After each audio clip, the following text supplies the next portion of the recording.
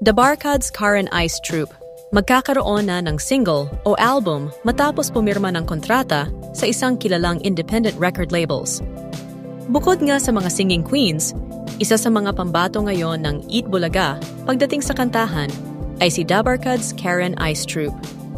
Mula nga sa kanyang charming looks, angelic voice at husay sa pagtugtog ng mga musical instruments, hindi nakakapagtakang siya ang napusuan ng Eat Bulaga na maging grand winner ng kanilang talent search segment for the new big thing na Bida Next noong 2023.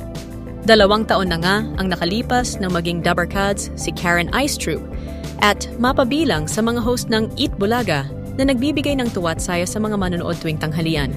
Dahil nga sa pagkakataon na mapasama sa show, mas lalo pa ngang na-exposed ang talento ni Karen Ice Troupe sa pagkanta at nabigyan pa siya ng pagkakataon na makasama sa entablado ang kanyang mga paboritong musikero. Gayunpaman, hindi pa rin nabibigyan ng pagkakataon na magkaroon ng sariling kanta itong si Karen Ice Troupe. Kaya naman ilan sa kanyang mga taga-suporta ang umaapela sa kanyang talent agency na Merlion Entertainment na sana naman daw ay mabigyan na si Karen ng single o album. At mukhang mangyayari na nga ang kanilang kahilingan na magkaroon ng sariling kanta si The Barkads Karen Ice Troupe. Dahil ngayon ay parte na siya ng Poly East Records. Ang Poly East Records ay isa sa malaki at nangungunang independent record labels sa bansa.